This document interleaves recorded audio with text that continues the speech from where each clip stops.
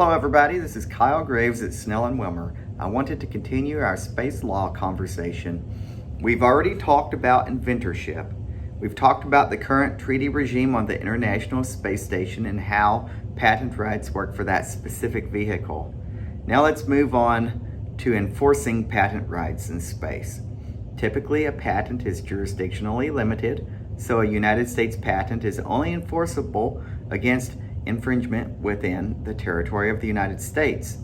Same with other countries' patent applications that mature into patents within a particular territory. Now, what about space? What's the rule for space? Well, we don't have a lot of laws pertaining to this directly, but we do have some jurisprudence going back to the mid-1800s for the sea. So if you think about the sea, first starting at the shore, the patent laws of the territory apply conventionally. Now, as you move out into territorial waters, different countries handle this different ways. For instance, in the UK, if you're on a ship flying under a flag of a Paris Convention country and you're temporarily or accidentally in UK waters, then UK patent laws do not apply. A temporary infringing act is not grounds for enforcement lawsuit. Now, different countries, though, do not have this exception. As far as I know, the US does not have this exception. So again, we're back into country-specific frameworks. There is no governing treaty that harmonizes this across the world. And we see the same thing in space. Except for the International Space Station, we have no harmonizing treaty, at least yet. Perhaps we never will have one. It works just fine in maritime law and in the oil and gas industry, which makes significant investment in IP that then goes out on the ocean. It works fine for them to have no harmonizing treaty. So let's see what principles apply in that context, and perhaps it'll be the same for space. So once you move past the territorial waters and into international waters, it's much harder to draw a nexus to a particular territory. But there's principles. First, we have the principles of the intergovernmental treaty that governs the International Space Station. It says that a flag module is the territory of the country of the flag for inventorship purposes. So perhaps we could analogize a general principle for enforcement purposes or for different vehicles.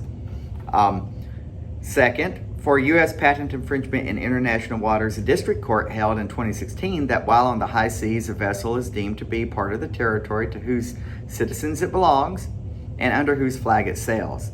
However, that case was dismissed for lack of personal jurisdiction. Personal jurisdiction is usually state by state.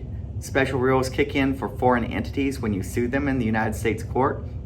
And so this case on appeal went to the Federal Circuit, where the Federal Circuit held that there were sufficient minimum contacts with the U.S.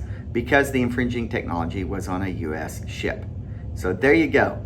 For personal jurisdiction, as recently as 2016, suing foreign entities infringing U.S. patents on a ship flying a U.S. flag, there's sufficient nexus to obtain personal jurisdiction in a U.S. court.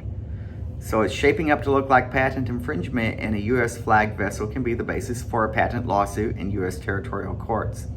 In fact, going back in the common law, even to 1856, Gardner versus Howe, courts have found patent infringement on a U.S. flagged ship on the high seas counts as patent infringement within U.S. territory.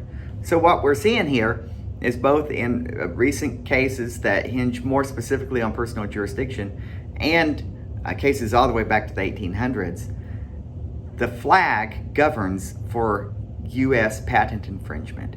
It's yet to be seen if other countries will see this the same way. So, the actionable takeaway here is protect your space-bound inventions in the country where you make them, where you launch them, and the countries that are also involved in your space program. This will give you the best shot at protecting your space technology. Now, if you're enforcing patent rights on a U.S. flag vessel, it's going to be straightforward to file a lawsuit in U.S. territorial courts. Now, other countries may have different rules, but perhaps some of the same principles derived from maritime law apply. At least it's worth making the argument. So, I would encourage anybody sending technology to space, think about where it goes up, think about who you're allied or partnered with, and think about where their things go up to. And then you file your applications. All right, more next time.